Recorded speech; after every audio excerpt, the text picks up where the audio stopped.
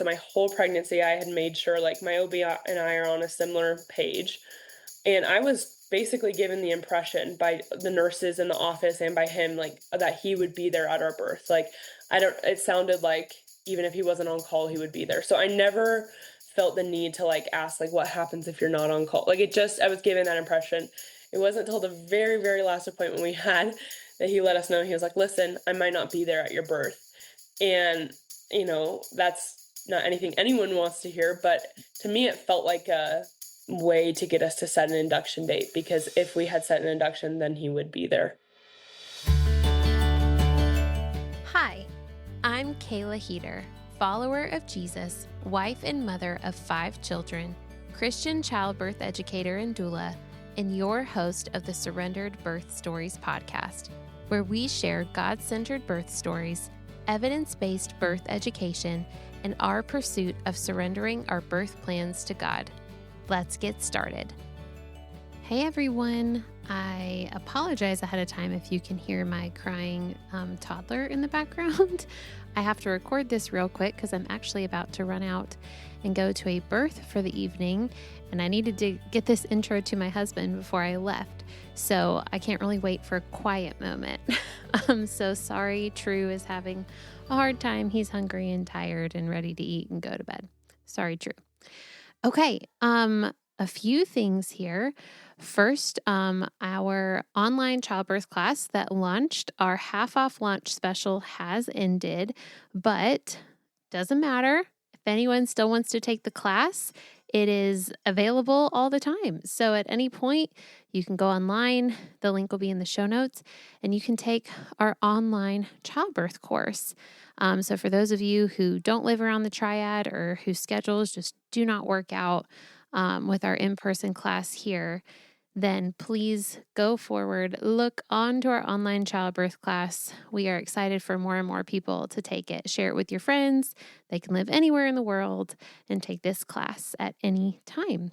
But if you do live in the triad of North Carolina and you're expecting a fall baby, so a September, October, November, or even early December baby, we would love for you to join our next childbirth class. It is in July and August. So it's our group class. We meet on Sunday evenings in Kernersville. So if that's you and you're interested in that, please reach out to me because I am getting the roster prepared for that class. And now is the time to sign up. So fall babies, reach out to me about an in-person childbirth class. And last thing I want to say before we jump into this week's episode is we are still collecting birth stories. So even if this is your very first time listening to this podcast, and this is the first episode you've ever listened to, and you want to share your birth story, please reach out to me. There's a form in the show notes every single week that you can just click on that says you want to share your birth story. Click here. So click on that form, send in your birth story. We would love to hear it. I'm excited to hear more and more stories. I'm going to get as many on the schedule as we can right now as we gear up to have our 6th baby. All right, let's jump in to this week's episode. Society says to wait to have children until after you've been married for a while. But what does God say? When Amanda and Desert asked God what his will was for their family, he quickly placed twins in Amanda's womb. And oh, what a journey it would be. Amanda knew she wanted to have a vaginal and unmedicated birth, just like God had designed her body to. But she had to fight with her doctor from her first appointment all the way through hard labor and pushing her babies out in the OR. Listen to every detail of Amanda's story today and find out why she never plans on birthing in a hospital again, whether she's having twins or not. Well, welcome to another episode of Surrendered Birth Stories. I am your host, Kayla Heater, and I have Amanda with me today. Amanda, why don't you just take a second, introduce yourself, tell us about who you are in your life, and let us get to know you. Yeah, so I am a 22-year-old mama. I live in Reno, Nevada with my husband. We got married in February of last year and just recently had twins, delivered them in February of this year. So we've had jam-packed couple of last years just meeting and getting married and then having our babies. Yeah, we are strong believers. We love the Lord, and so He just leads our lives and all of our decisions, just everything in between. He is the head over us and our marriage, and so He is the one who starts this story, and He's just in and through it all. So I'm so excited to share it. Oh, well, that's amazing. I can't wait to hear. 22. Wow. I'm like, to me, I'm just like, yeah, it's a couple years ago. No, it was like 15 years ago for Yeah. me. Just wild. I still feel like I'm 22 sometimes, but maybe not. Well, this is awesome. I'm ready to hear this story. So, you met and got married quickly and then must have gotten pregnant quickly. So, tell us how the pregnancy played out. Yeah, very thankful. I met him probably in February of 2023, or we started dating in February of 2023, met a couple months before then. It was only 9 months of dating, then we were engaged for only 2 months. So it was like 11 and a half months of being together, and then we got married. Um, and so when we got married, we had always just been told by people, wait a year minimum before you have kids, wait a couple of years. Even like people in the church, people out of the church, gave the same advice. And so we knew we wanted babies and we knew we wanted them soon, but we just kind of like went with that advice, not really thinking too much about it.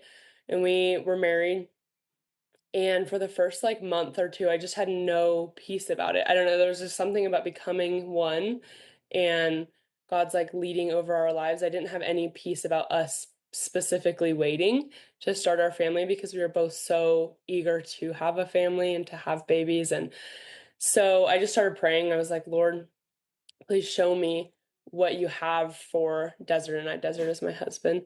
What do you have for us? What do you have for our family? Is there any specific reason why we should wait to have children? Because if there is, like, I will totally be obedient.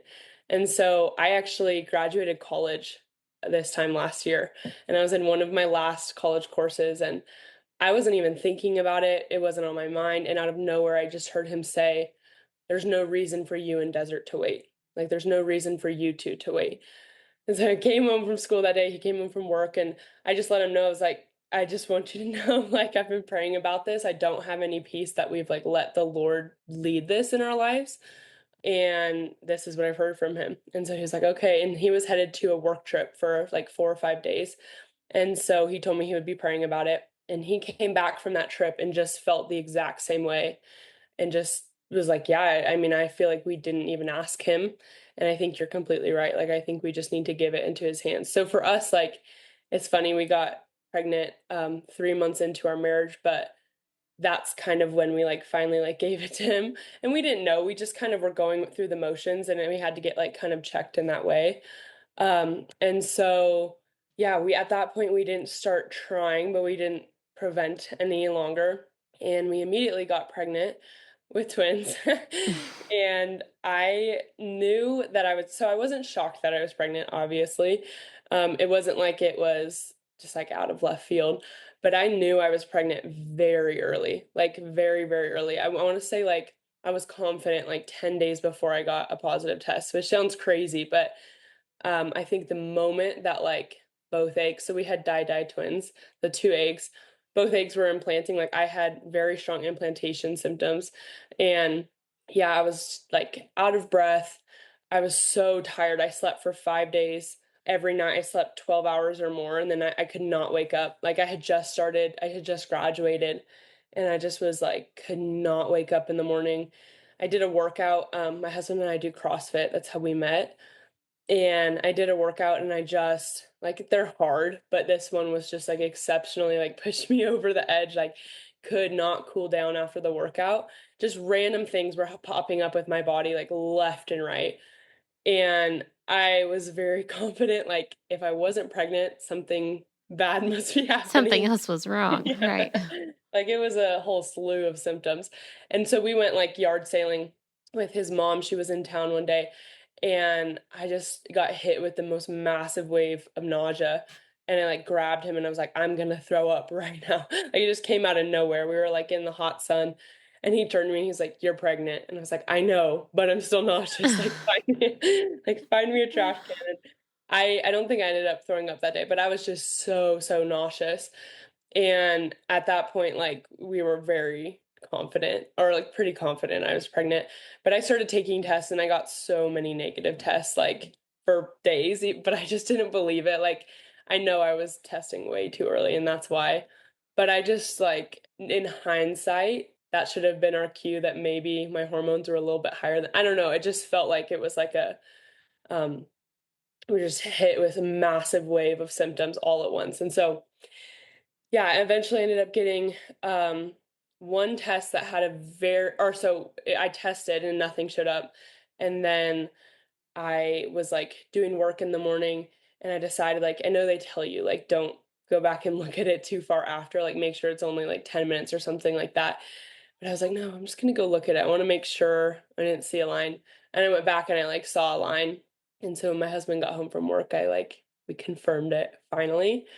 So it was awesome. It was like kind of surreal, but it was like my body knew before my mind knew. Like, and it was like once my missed period had come, like the date, we were like had already had a positive test for like 5 or 6 days. So my hormones like really shot through the roof. And in hindsight, that's because we were pregnant with twins. Right.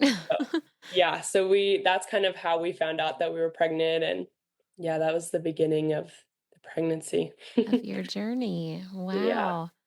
Yeah, that's amazing. That's honestly why I feel like whenever I get pregnant, I'm confident it's not twins, is because I don't start feeling symptoms until like maybe 5.5 weeks sometimes, but then like right at 6 weeks is kind of when everything hits really hard. And so I feel like just like you, I'm like, yes, if it was twins, this would have like I would have been feeling this 3 weeks ago. Like it just Yeah. I can imagine how much more intense it is.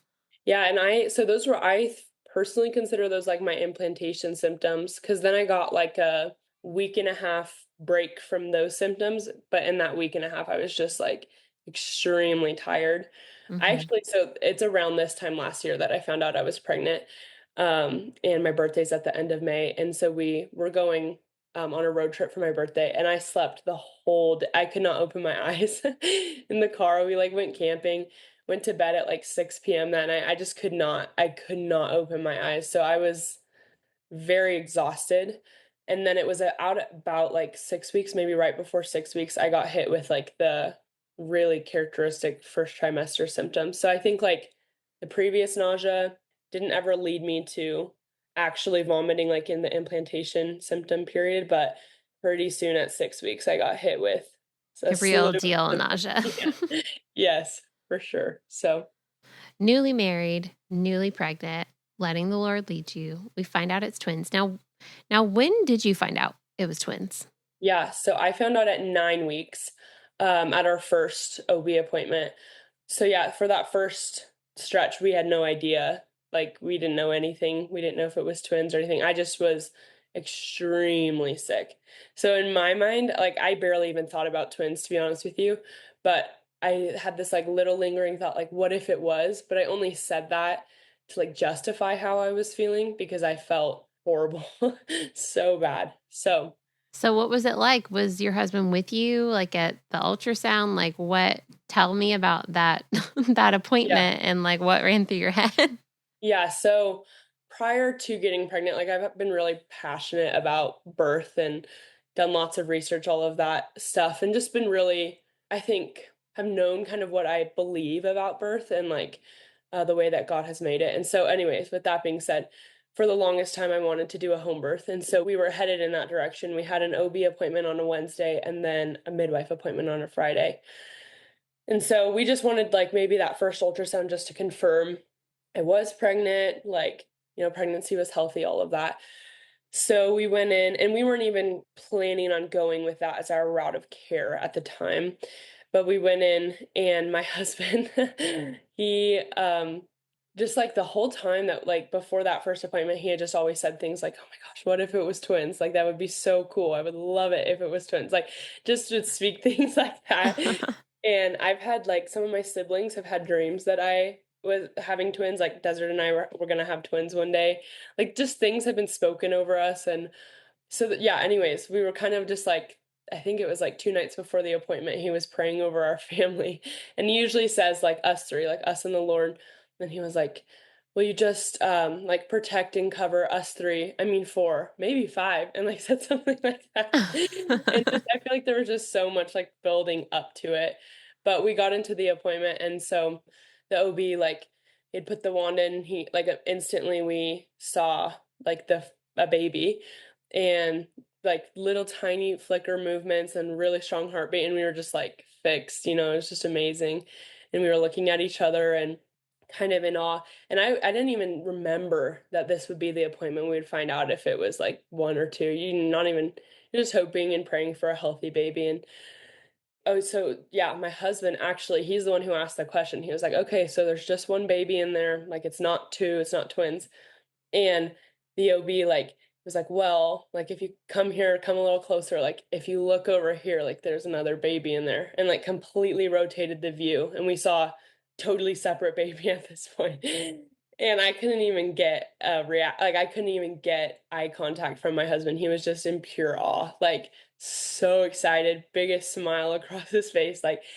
And for me it was amazing, but I just feel like the Lord has blown my mind so many times in my life. It was almost like, ah, yes, like this makes sense. Like he's just blown us away so much and done wild miracles in our lives. And so it was just like, oh my gosh, of course. Like it was just very exciting. There was no fear or nerves for us. We just felt like it was very much like his will for our lives. And so the OBs kind of like were watching us. I think they probably don't always get that reaction. So they're just waiting like hesitantly to see how we would react. And we were just so excited. And so they finally like joined in and rejoicing with us. But yeah, so we were just so stoked that day. We actually had to leave like right after that. He had to go back to work, and I think I did too, or I had something going on right after that. So we went separate ways like shortly after that. But we ended up like listening to the same, or like worshiping to the same worship song totally separate, like not even talking to each other like the whole rest of the day. So when we came back together, it was just really cool. Like we had our hearts were in the same posture. Like, yeah, just super excited. So That's yeah. beautiful. Do you remember Yeah. what song it was? It was Praised by Elevation. Yeah, it was just this like we had no other words for like how excited we were. And I think for me it was like, oh my gosh, like I've been talking to one baby this whole time. There's two in there. There's two of you. Like, ah, I don't know. It was so cool, especially with the beginning of our pregnancy. Like we had laid it down before the Lord, and like these were his plans for us. And so just like knowing confidently that that's what we were living in, just so excited. So, That's beautiful. yeah. So you had your appointment with the OB just to get, the confirmation ultrasound, but then 2 days later you had an appointment with the midwife. Did finding out it was twins change your plans for care? Yeah, so we had that appointment with the midwife 2 days later. And at this point, like, I feel like everything I thought I knew about home birth, about hospital birth, like, not that it all went out the window, but it was just like, okay, so these are different circumstances than I was expecting. So we went to the midwife appointment, and she's amazing. She actually is one of the only midwives in our area who's experienced with a twin home birth.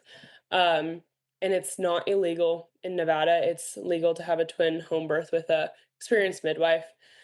And so she just kind of told us like, I've done this before, but just so you know, like this is what it's going to look like. Like obviously like you both seem like you don't really know now, cuz like we kind of came to that appointment now not knowing what route we were going to take. At that point I was kind of in my heart leaning towards a hospital birth. For me it wasn't even as much as like how the delivery would go. I didn't have too much like premonitions about that. I was thinking about like I don't know how the pregnancy will go. Mm-hmm. So we could like it just as a financial decision as well, like pay the home birth route, but then end up going into labor early and having to have a hospital birth anyways. So I was like, okay, I think we're gonna and I even said this to her. I was like, I think we're gonna probably go the hospital birth route. But she knew like what I believed about birth, what I felt about birth, how I already felt that I wanted to do it and what I would push for, and she just told me like, "Yeah, it's gonna be really, really hard for you. Like, I'm just letting you know right now, like, it's not gonna be without a fight, for the things that you want." And she was like, "So with that being said, like, just keep me in your back pocket. Call me whenever you have questions. Like, if you need a second opinion, like, just reach out to me," which was amazing and actually ended up becoming very needed towards the end. So that was kind of where I in my heart had settled. I think maybe there was just some like just out of like precaution. I just didn't know how it would all go. Twin birth seemed like a totally different ball game at the time than a singleton. Obviously, like I have a different not obviously, I guess we haven't talked about it yet, but I have a different opinion now. Like if I could go back, I would make a different decision. But But you live and you learn. yes, exactly. So we ended up, yeah, choosing the OB hospital route at that point. I mean, I can gather from what you're saying that when you say what you believe about birth and you were going to have a fight, is that you wanted to have a natural vaginal twin birth at the hospital, whereas the vast majority of hospitals want you to have a C section. Yes, exactly, and, even if before we knew it was twins, like, I wanted that, I just believed in, like, physiologic birth. I had done a lot of, like I listened a lot to Dr. Stu before I Hmm. was even pregnant, just loved his content. I don't even remember how I found him, but just really, like, thought that what he had to say like, there's just a lot of wisdom there, and Hmm. just, like, learning about the benefits of physiologic birth, and so now I find out that I'm having twins, and then there's this even greater complex within the medical route that's just, yeah, not trusting physiologic birth, not that being like that not being the default route at all. And so Right. the default route is, yes, very medical. Like a lot of the time, a lot of OBs nowadays don't even want to do a vaginal twin birth. That's not even an option. Like we're just Right. gonna schedule a C-section. And so, actually, at my first appointment, before I even met with the midwife, so at that Wednesday appointment with the OB, I started listing out like all my, and I like made it very clear. I was like, I do want a vaginal birth as much as we can do it. Like, I do want one. Like, what is your condition for that? Like, before even knowing the questions I needed to ask him, which I would later like kind of learn, I need to really know what his philosophy for birth is. Um, and already there was some resistance, like obviously different lenses, like completely different lenses. And even though I didn't even know exactly what I was talking about quite yet, I could just tell that, there was just a lot of like, we have no idea how this will pan out. It could go any which way. So make sure you hold all of that loose. And there's wisdom to that, of course, but also, I don't think it's bad to have an aim that you wanna I don't think, just immediately scheduling a C-section, immediately doing I think those things take out, a lot of other option to have a natural birth, Yeah. that given that the circumstances are right. So, Right. yes, that's very much what I wanted, from the beginning, and as the pregnancy went on, I just got more and more confident in twin vaginal birth. And a lot of that did have to do with Dr. Stu and his podcast and kind of like his resources, since and he's also just so well accustomed to twin home births as well. He has done so many of those. So, Right. yeah. Love Dr. Stu. Yeah. Okay. So, how did the rest of your pregnancy go? Did the Yeah. nausea eventually go away? Did you have any other complications or was it pretty smooth? Yeah, so it was tough. It was really tough. Like I obviously have no reference point and nothing else to compare it against, but I was extremely sick for 21 weeks and I never had that like first trimester let up. Like there was none of that for me. Yeah, I mean like vomiting a lot. I would say maybe 3 to 4 times a week. And so that was really tough. I just didn't, feel like myself at all. I had really, really strong food aversions to most things. And so like food was so hard, but if you don't eat, you'll throw up. So it's just a vicious Oh, cycle. yeah. It's a vicious, evil cycle. So bad. And so, yeah, it was really tough. But at the same time, so before my pregnancy, my husband and I are pretty active. Do CrossFit. I also had done a lot of research about like being active in your pregnancy, and then once I found it was twins, like even more so. And the benefits that has. That midwife had actually told me like one of the best things you can do for yourself and for the health of your pregnancy is stay active. Like stay active. Yeah, and just doing research about doing CrossFit in pregnancy, I felt really confident with the base that I had. And so even though I was extremely sick, just to like keep up some level of fitness, in that season of my pregnancy, committed to like going and getting a workout in any day that I hadn't thrown up was like kind of my rule for myself. Because on the days that I threw up, like for me, it was just like a spiral after that. I could usually not recover very well on those Yeah. days. So I tried to stay active. That kind of helped me hold a piece of like normalcy in some way, Yeah. even though activity was way less intense and just totally, totally different now. But yeah, it was pretty rough for those first 21 weeks. I would say that was the hardest part of the pregnancy by far for me. Hmm. Then I had a very awesome like 8 weeks after that. And for most people that's like their whole second trimester is just like a good energy spurt. You feel so much better. The bump is coming in, but it's little. And I just had like a good 8 weeks of like, yeah, more energy. I was feeling better. My aversions never fully went away my whole pregnancy. So like meat and eggs were really hard for me my whole pregnancy, Mm. which is tough because that's like a really good source of It's protein. like what you need. Yeah. Yeah, and it's emphasized, in twin pregnancy especially, like, the brewer's diet is often, like, prescribed Hmm. so that, like, you get as much nutrition as possible for your pregnancy and to, just hold the babies in as long as possible, your body sustains them. So, that was tough, but I did have that, like, energy spurt. I was able to work out more, I worked a lot more. And so that was nice, but then around like 29 weeks, I started to get really big, probably even sooner than that, like 27, 28 weeks. It felt like my bump did not show for the longest time, but then the moment it started showing, it was like quick and I grew very, very fast. And around that point, like entering into the third trimester, I was measuring like far beyond what you measure with a singleton at that stage. And so quickly started to get big.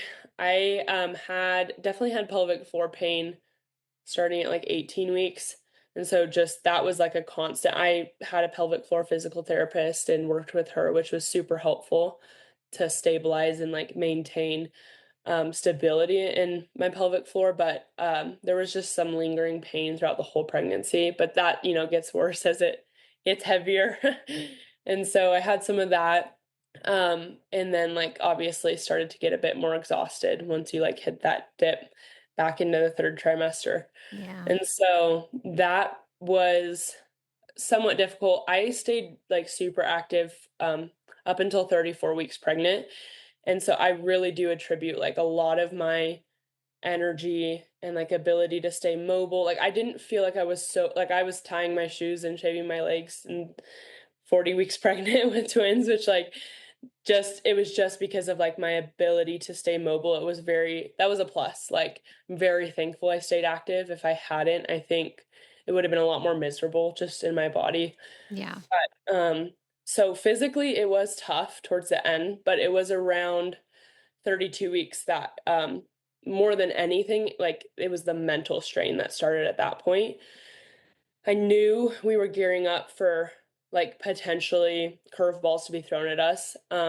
As far as like at this point, we had had a very healthy pregnancy, no complications, nothing.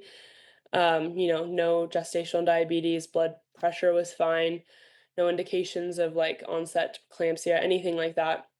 Babies were both fine and healthy.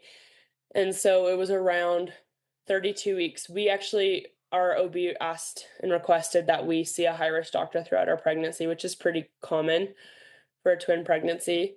That was already like kind of a red flag for me in the beginning, but like I went along with it. I did it. And again, if I could look back and just like give him, I just think I needed the confidence boost to like really question these things early on because then it was in the last part that I took on the heavy burden of like pushing back as much as I needed to. So around 32 weeks at the high risk, we had a high risk appointment and they were doing a growth scan. And at this point, I had already listened to like several podcasts where Dr. Stu is saying, like, third trimester ultrasounds that are unnecessary often lead to diagnoses. Hmm. And they're also often inaccurate. Like third trimester ultrasounds are some of the most inaccurate. So I was like kind of had these I knew these things already in part, and so went in and they basically said like baby A was measuring very small. She was now IUGR, like diagnosed IUGR, growth restricted, and like her. They said her abdomen was in the fifth percentile, and her overall size was like the 10th. And they're like, so this means like we're gonna need to schedule a C-section for 35 or 36 weeks. And I was 32 weeks at this point. And I was like, they're coming at me, they're like, this is like a really big deal. Basically already like starting to go through all the explanation of like if I push this any further, my stillbirth rate for her just like goes through the roof. And like stillbirth was said multiple times before I even had a chance to like, ask anything. And so the first thing I said to them, I was like, yeah, listen, um, this is one data point. I'm not confident yet that this is correct. And I just said that because it seemed odd to me that after one ultrasound, we're already labeling her IUGR. When I had already known a little bit about IUGR and like the data points you actually need for that, like versus like a baby just being small, Right. versus an actually growth restricted baby. Right. And so I told them, I was like, yeah, I'm not confident that this is the case. I really, really do want to, at this point, let's see, 32 weeks, we had baby A head down and baby B breech. And our OB was comfortable with delivering if both babies were head down and also if baby B was breech. He had had experience with that. He wasn't like a full no to that. And most OBs are just a no to any breech baby. Right. And so we were already in that position, but really praying that baby B would also get head down just because best delivery in that way. And so we were already on track for vaginal delivery. Things were healthy. And so I told him, I was like, listen, like, I really do believe in the benefits of a vaginal delivery. And that's what we are going to try for.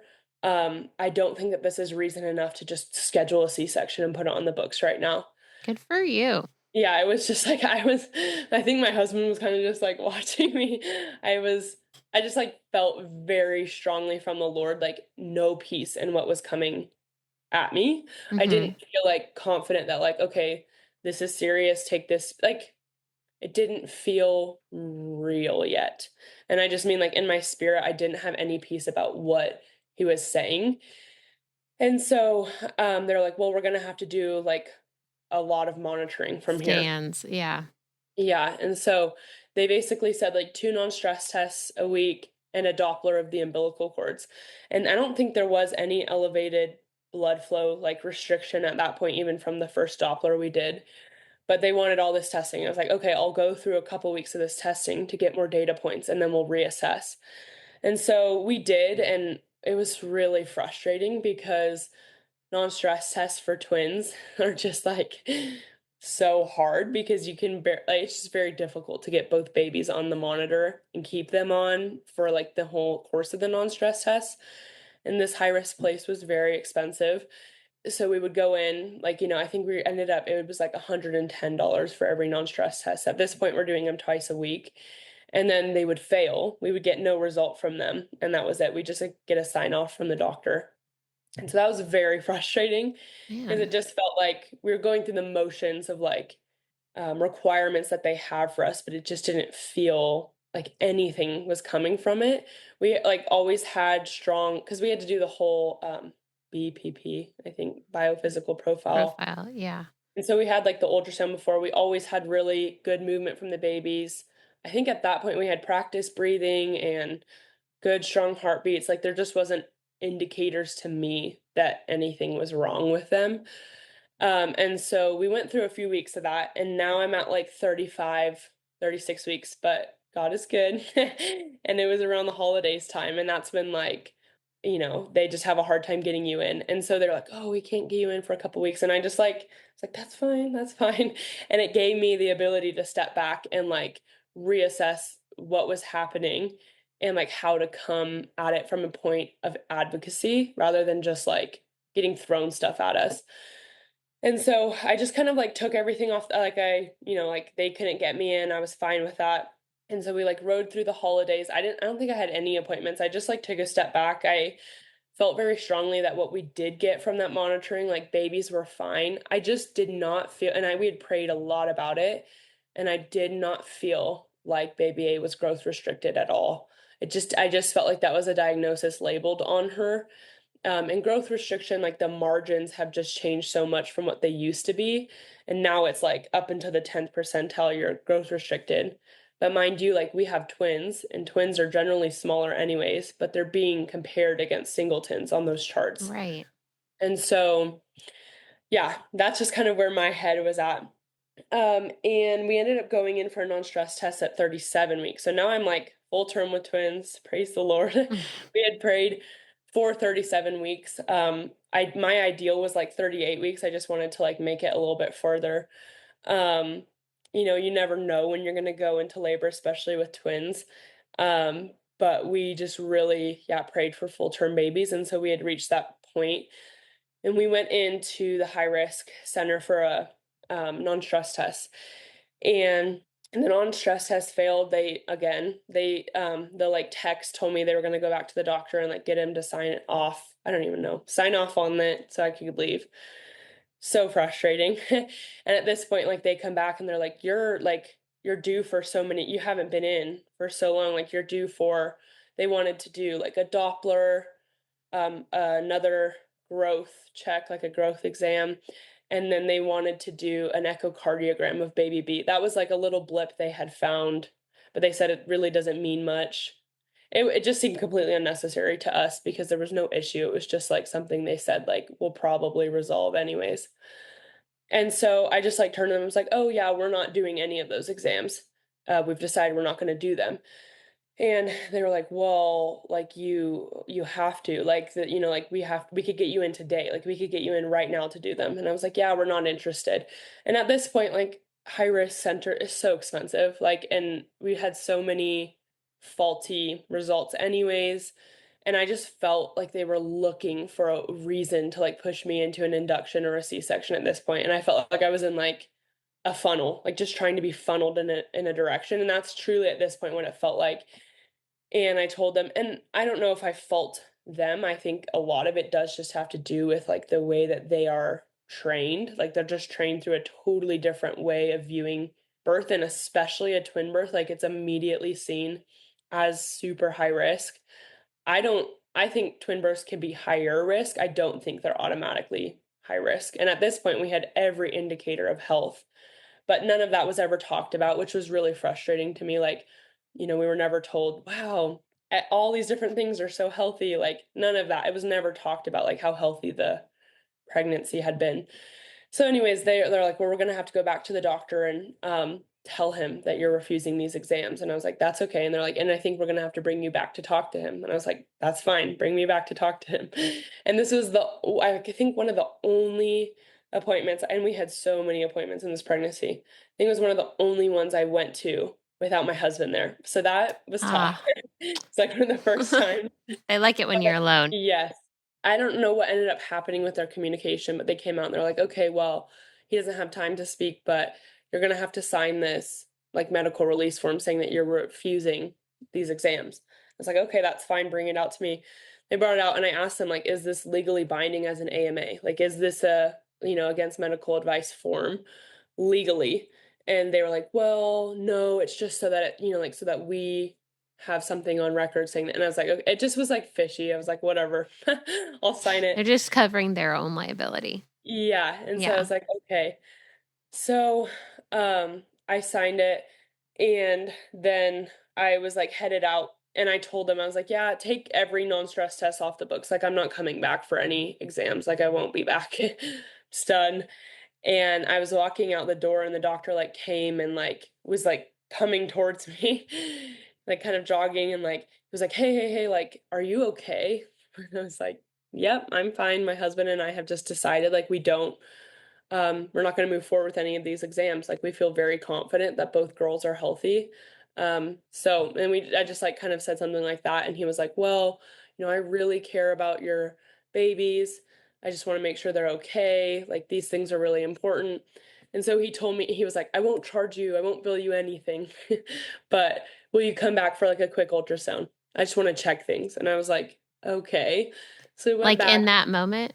Yes, which was so interesting because I had already had an ultrasound before the non-stress test for the whole like full biophysical profile, Yeah, but he wanted another one where he could do it. And I think he was looking for, something. I don't even know what he was looking for, but it was obviously not billable. It was a very quick ultrasound. He barely even, I don't, he was so fast. I don't even know how he could see anything. And he just basically, I think it was more so like to get me like in a one-on-one conversation. He was like, listen, we believe very different things about how this should go. And I was like, obviously, like I'm aware of that. And I said, yeah, like my husband and I are very confident that our babies are fine. And he was like, okay, well, I'm gonna have to let your OB know that you're refusing all of these exams. And I was like, and it was kind of like a threat. Yeah. And I was like, that's okay. Let him know. At this point, like I'm just ready to be out and done. Like obviously I'm so pregnant. I want to deliver, but I did not want an induction. Yeah. Um, I wanted to have an unmedicated birth, and I knew that like any form of induction they wanted me to do would be, which most of the time is just Pitocin at this point, would be very hard to go unmedicated with. And there's no saying if like it just did not want an induction. And so I ended up leaving that day and I had like an appointment with my OB and we talked through kind of how that appointment went. And at this point, like my OB had told me my whole pregnancy, like you're um gonna go into labor at 36 weeks. Like there's just at the latest, like that's just what happens to twin moms. Like he was not prepared for me to go long at all, but I was in my heart in case it happened because I knew there would be a lot of pushback if I went long. So at this point he's starting to get kind of nervous too and he's like, let's set an induction date for this Friday. And I was like, yeah, I'm not interested. I'll see you next week. Like I just had to keep pushing him off. And so at this point, I did a cervical exam. I was fine with that. I like wanted to know, and I was 4 centimeters dilated, 70% effaced. I had lost my mucus plug already, so at like 36 weeks, I had lost my mucus plug. So we're thinking like, okay, any day now. But I was a part of a Facebook group called Birthing Multiples Naturally, and a lot of these women had the same symptoms. At this point, I had already started having prodromal labor episodes, but I wasn't telling my OB because I knew the moment I say like I'm having a real contraction, like go straight to the hospital, like. And I knew if I entered the hospital and I wasn't actually in labor, they would not let me leave, like Right. without signing an AMA. So I didn't tell anyone. I knew I was having prodromal labor episodes and my body was showing signs, and so we thought it was any day now, but lo and behold, it was not.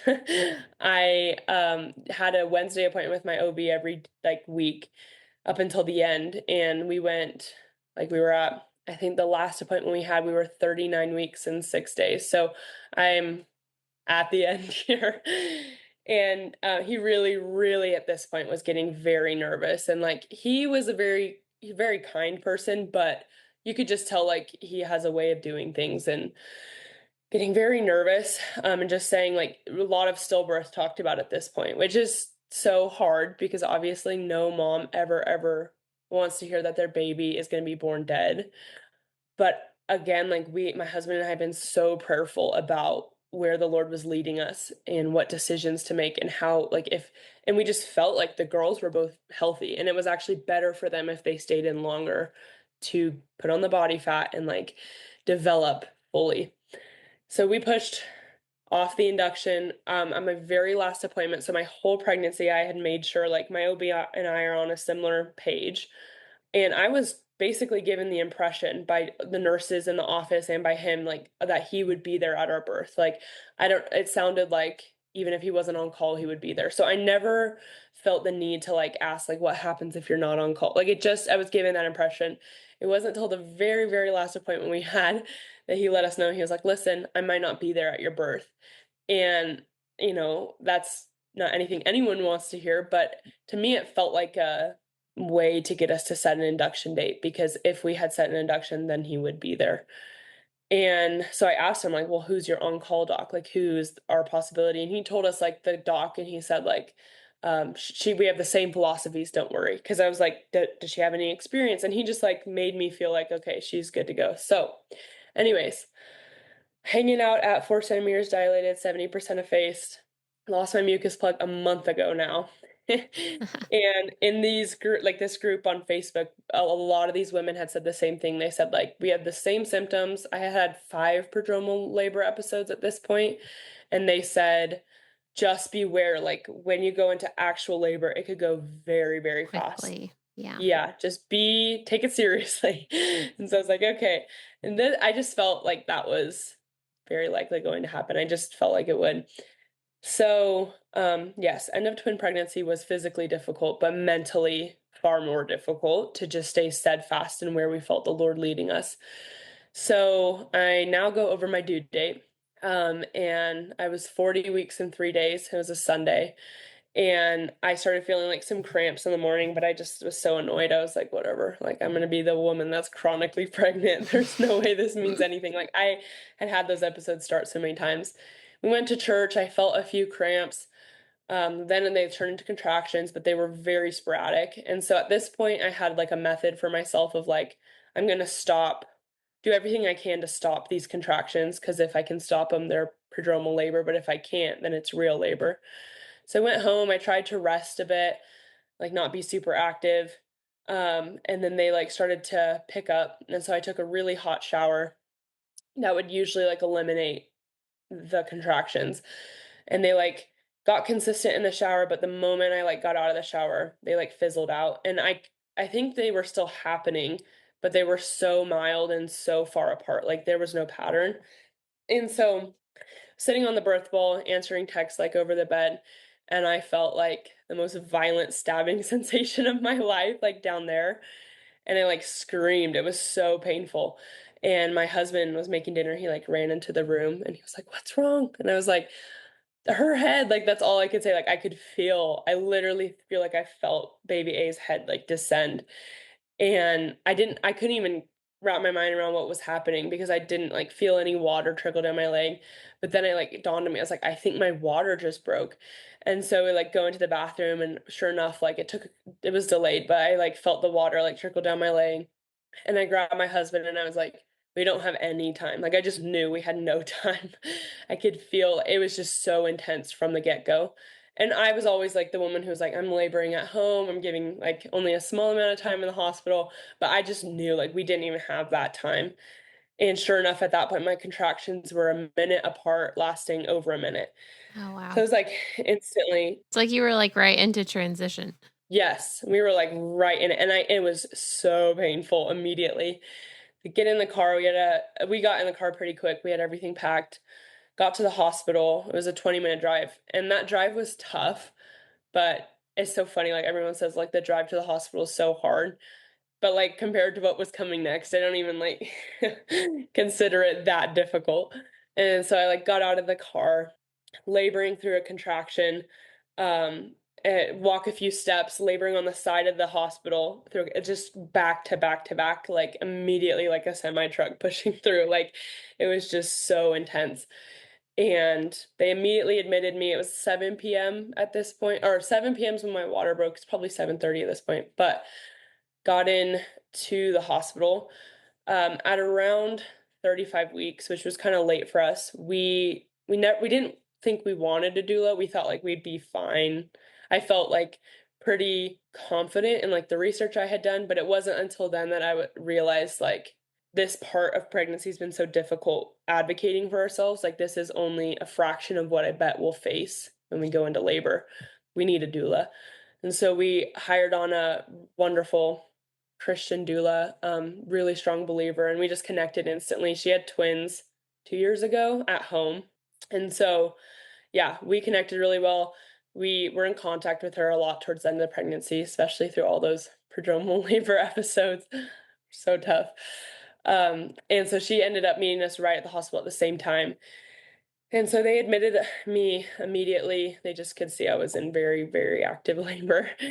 And went into the hospital room, like got into the shower just to like go like just some form of hydrotherapy. I didn't get a room with a Tub. pool of any sort. Yeah, a tub of any sort. And so then my doula walks in and she's like, "So I have some bad news. Like you have to get out of the shower. You're not admitted yet as a patient. They have to admit you."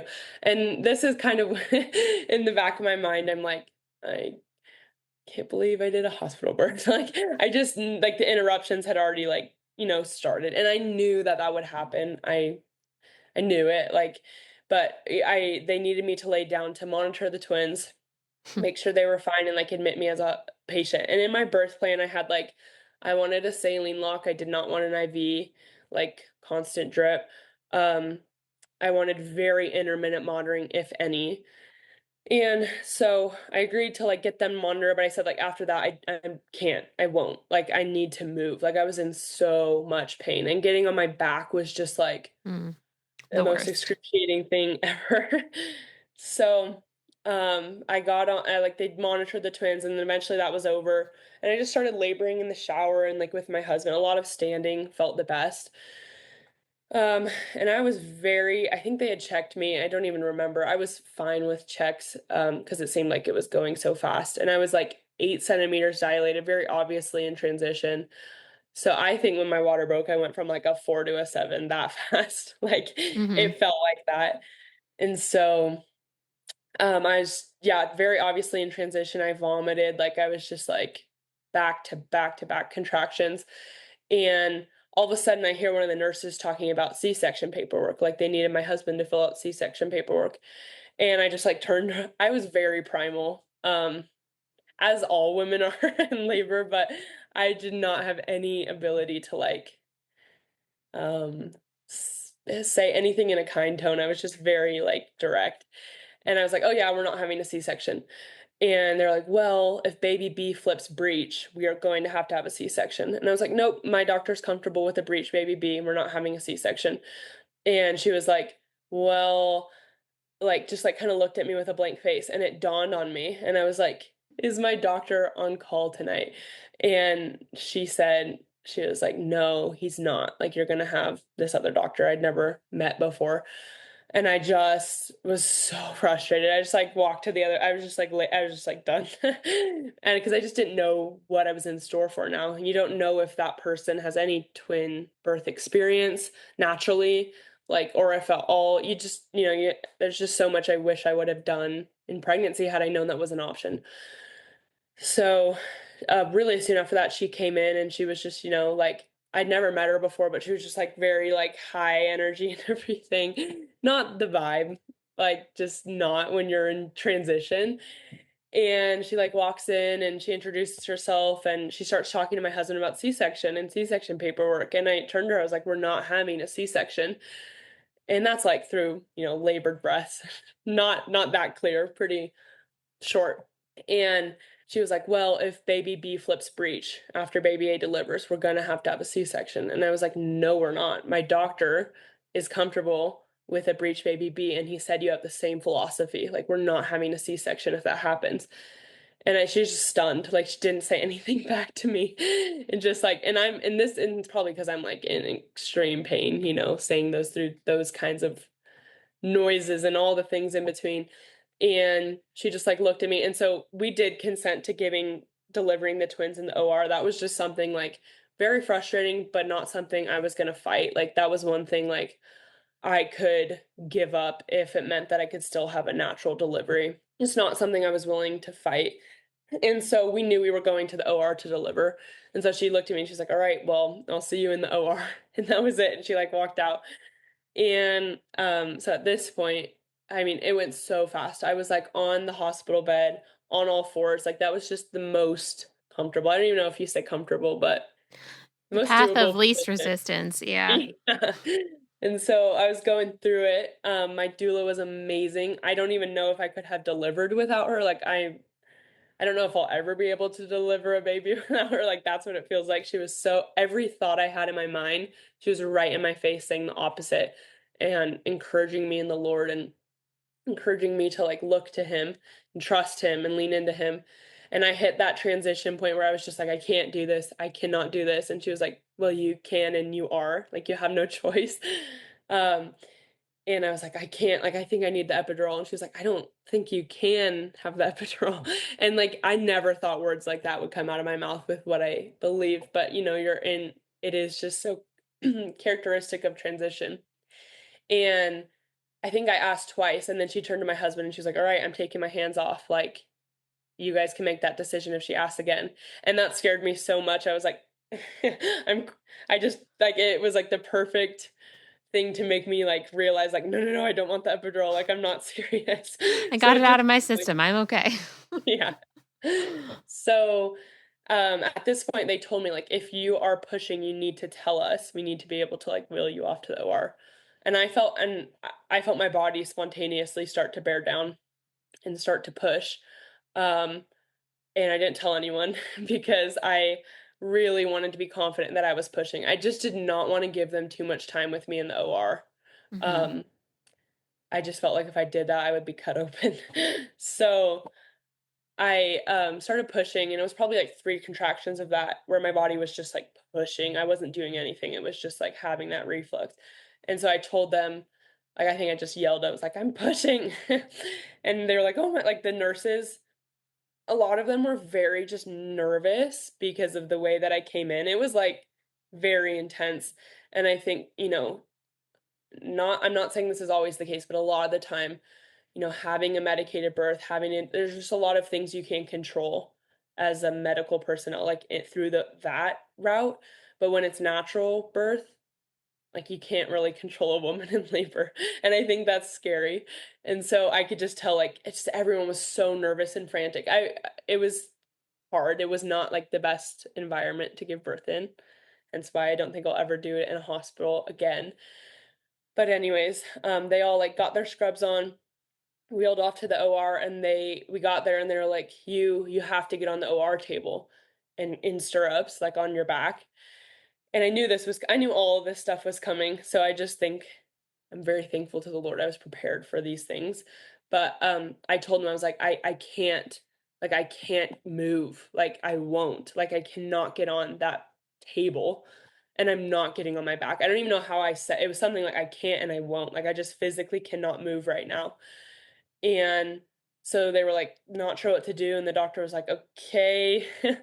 And they just really couldn't do anything. I was on all fours, like I was not moving onto my back, like there was just no way. And I wasn't even thinking like, "Oh, this is the best way to birth." Like it was just what my body needed. And so then I think the doctor started doing like I knew I was very close. I was pushing like, and it was only, yeah, it had only been like 5, maybe 7 minutes of pushing at this point. It was very fast. And the doctor started I don't even know to this day what it was. I think it was like a perennial massage or something, but Mhm. it hurt so bad. There was no like introduction to it.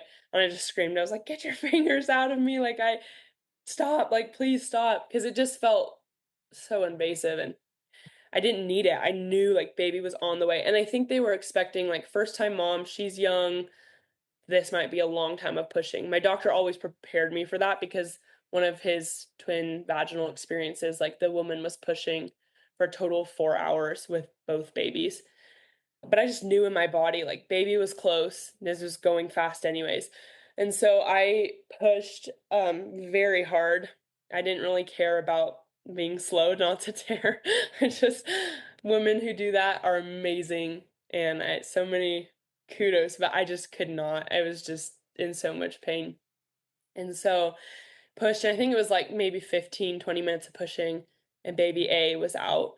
And at this point, my doula, like, so I thought maybe I wanted skin to skin, maybe I wanted that moment, but I also had this like caveat of like, if I'm in the zone, if I'm in a lot of pain, I might just like wait. Like, I just don't know if I can bond with baby A before baby B comes B out. starts to come. So when baby A came, you were on your hands and knees. Yeah. So then what did they do with her? They put her on my back, like, just for a few moments, like, just to have, like, some kind of skin-to-skin connection, and then they brought her up next to my face, so that was cool. Like, she started touching my face, we, like, locked eyes, she was just, like, moving her hand all over my face, and So is she still attached to the cord yeah, briefly, like, I obviously had delayed cord clamping on as your part of my plan? birth plan, but their delayed cord clamping is 90 seconds, so I think it was brief. It was a whirlwind, to be honest with you, like, those details were so hard to even think about because I was still in labor, like, I had one more Right. baby and a placenta to deliver. So anyways, yeah, I it was still on hands and knees, and my doula, like, kind of, like, looked at me and she was like, "Amanda, like, you need to push, like, don't give baby B any opportunity to flip." And at this point, she's, like, 1 baby has exited, baby B is now in this massive uterus with all this room to move. Her water hasn't broken yet. So they asked me if they could break her water, and I said yes, like, I knew her head would descend. They were both head down. They got head down towards the end of the pregnancy. So they broke her water, she descended, and my doula just looked at me and she's like, "Push, like, don't let her flip." Because I don't know this, I'm pretty sure, like, her baby B had flipped or, like, she had that experience, but she just, like, knew the process, and that was amazing. I'm so thankful for her. And I just pushed so hard. I think it was 1 or 2 pushes, and so 6 minutes later, baby B was born, and that was, like, I thought I would have this euphoric relief, but, like, I was in so much pain. I think my body kept contracting, and even after that, because I had di-di twins, 2 separate placentas, but they had, like, fused towards the end of the pregnancy, which is fairly common, and I don't know if it was just, like, my body still in labor trying to get the placenta out, but that was not a painless experience. It was like it felt like a 3rd baby in a way. Oh, It's birthing the huge. placenta. Yeah, huge fused placenta, that came out, and I also at that point had torn, and so it was like birthing the placenta in a very torn fashion. And so I was kind of connecting with the girls, like, kind of had it, but I was just in so much pain for at least an hour after I delivered, which I don't know. I don't know. I just, like, expected it to be a little bit different, but maybe that is more so like the expectation of a different setting of birth, or maybe like a medicated birth. I don't know. Everyone has a different experience, but I was in lots of pain, still contracting. I had the girls on my chest and just, like, held them while I was sutured up, and that was tough. They said there was local anesthesia. I don't feel like I felt every stitch and pull. Um, but that was the birth, and, about an hour later, we were back in L&D, and that's when I felt like I could connect with the girls, and I had them on my chest. They latched, both of them latched, like, within the first hour or so, and that was awesome. And so, like, in a full circle way, now we got to see, like, how big they were, their weights and everything. And so we were guessing in, like, the 5 range or whatever, and baby B was, not the growth restricted one or labeled growth restricted. She was 7 pounds, 3 ounces, and then baby A, who was labeled growth restricted, was 6 pounds, 12 ounces, like a So totally only within a few healthy. ounces of each other. Yeah, totally healthy baby. Not and that's a health like, that's a good size for any For baby, let any alone baby, a human. right? And so, it was just, like, this amazing moment of, like, "Thank you, Lord." Like, I knew he was leading us. I knew that I felt, like, his peace over waiting and not just, like, jumping on this diagnosis, and, like, that she was healthy, and she was so healthy. They had, like, I think both of their APGAR scores were 9s, and, like, just very healthy babies, no NICU time, like, yeah, it was just this amazing turnaround moment of, like, he totally led us through every it was kind of like the fruit of that obedience and listening to him, like, we were finally living in the, like, after, because for so long they're inside of you, you're being told things about them left and right or whatever in my experience, but now they're here, and we know that they're healthy and they're in our arms, like, it's just such an amazing feeling of, like, "Thank you, Jesus, for protecting these babies and protecting our minds, leading us." And so it was from start to finish, from I don't even really consider that early labor part because I just feel like I went through that stage so many times. From the time that my water broke to delivering, it was about 3 hours and 20 minutes, something like that. Yep, Very that's a fast. fast birth. Yeah, so that's the story. Wow. Yeah. Wow. Okay. So you've mentioned a lot about the Lord leading you throughout this whole process from getting pregnant to, not believing in the IUGR diagnosis to, having them unmedicated and vaginally naturally.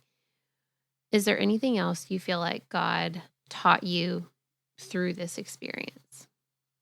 Yeah, I really think he just taught me to bring everything before him and value his voice above all the other noise, because there was just so much noise towards the end. And that's why I say that twin pregnancy for me was so much mentally harder than it was physically in that last stretch. I think that he taught me to like really lean into what he was speaking and to lay my requests before him. It was such a testimony. He told me like be very specific with your prayers before. I just felt this like leading to do that. And so we had prayed for like all these things, like a natural delivery, a vaginal delivery, both babies head down, a quick, uncomplicated, and effective delivery. Like there were just so many things that my water would break and that would send me into labor because I just knew if that happened, um, it would just be like an effect. There would be no stall. It just felt like there wouldn't be stalling with what we were hanging out with, 4 centimeters, all of that. And so there was so much that I laid before him, and it was just in this like place of intimacy with him. He like showed me to like taught me how to like really listen to his voice above the noise and trust and obey and walk in that, even though there was just all this, coming at us from all these different angles that was so fear-based, that was so fear-mongering in a way. Like so many times stillbirth was said to us. And it was almost like death was spoken over our babies before they were even born. And I think the Lord just kept having me lean into him and what he was um how he was leading our steps and what he led me to. It was so I don't even remember. It was a wild story of how I didn't even know. It's Isaiah 40 or 41. It's somewhere in there. But where he says, like he holds the little lambs close to his heart and he gently leads those who have young, is like what the word says. And I'd never read that before. It was the end of my pregnancy that I had seen that scripture. And that is like the best way I can describe what our experience was. Like he gently led us in yeah, just in pregnancy and birth and the whole process of caring for our babies before they were even earthside and as they came earthside. So yeah, his voice is so much it's just so much clearer to me in a way, because I had to decipher between his and all the other noise in the attack, it felt like. So Mm, yeah. And even you who had done research and who knew like basically what you were going to be up against, and you had like that forewarning, and still it was so noisy. Like, yeah, can you imagine someone who is going in blind and has no right, idea like right. all that Yeah, they're up against? yeah. Wow. Do you have any last advice? Twins or not, any advice for anybody? Yeah, I just think like I mean, obviously mine's always going to come from a place of faith in God. Like Yeah. lean into him, do not be led by fear. Like doctors are amazing. Doctors like there's so much I am not like against doctors or against the medical system, and there's so much that like we now have that I'm grateful for, but they are not God. And I think sometimes they take on a God complex in some ways of like this is how it is, this is what's going to have to happen, all of that. Hmm. And if it doesn't settle with your spirit, like lean into the Lord and trust him. Like you have to like pray for protection against fear and fear mongering, because I just think that is such a strong tactic like of the enemy. Like it's such a strong tactic to throw these massive things in front of your face that seem like, oh my gosh, my babies aren't safe, my baby isn't safe, like they're not going to be safe. But I think like really you have to lean, like you can't separate this process of pregnancy and birth from um him and his leading over your life, like him and his control, him and his um guidance. Like they're intertwined through and through, and you have to like go to him first, I think. Because if you treat the doctors like they are the god or the gods, like you'll listen to anything that they say blindly, and it's not always best. Like I'm very thankful that our babies weren't taken out at 35 weeks. Like I think they Right. would have been way smaller and way less healthy than they are. Like we've had a very successful breastfeeding journey now, like, and I attribute quite a bit of that to them being full term and alert and aware and able and strong. Yeah. And so I just think you have to like really, really not give in to the fear. Um, and obviously use wisdom. We didn't have like a whole like lack of data points. We had lots of data points showing us that our babies were healthy as well. So yeah, I just think you have to really like shed that off. I think it's really tempting for first time moms, especially, to just give in to every whim of that fear mongering because it's so strong. But I would say, yeah, do your research and trust God, like truly. So, Mm, yeah, I like that. Do your research and trust God. yeah, That's kind of what I have, like a tagline at the end of the podcast that says something really similar to that. At the very end, it says, learn all that you can, make the best plans, and then leave it in God's hands. So, yeah. That's so good. so we're on the same Yeah. page there. Yes. Yep. Well, thank you so much for coming on. This was such a delight. It was so fun. Thank you so much for listening to today's episode. You can reach me at Surrendered Birth Services on Instagram or email me at contact@surrenderedbirthservices.com. Be sure not to miss an episode by hitting the follow button. Also, we'd love for you to leave a written review of the show so that more people's births and lives can be changed by the love of Jesus and the empowerment of accurate birth education. If you really enjoyed this episode in particular, please take a screenshot of it and post it to your Instagram story, tagging Surrendered Birth Services. If you would like to be a guest on the Surrendered Birth Stories podcast, please click the link in the episode show notes to fill out your interest form. Also, if you're interested in taking my childbirth classes, birth consultations, or having me as your birth doula, please click on the link in the show notes to take you to my website for online and in-person options. Just as a reminder, this show is not giving medical advice, so please continue to see your personal care provider as needs arise. We hope you have a great week, and remember, learn all that you can, make the best plans, and then leave it in God's hands.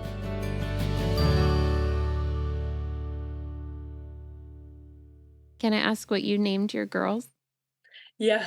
Louisa Jane is baby A. She was born first. And then Eleanor B, like a bumblebee. Oh, So that's yeah, their so nicknames. sweet. Yeah, well, their nicknames are Louie and EB is what we call them a lot of the time. So That's really sweet. yeah.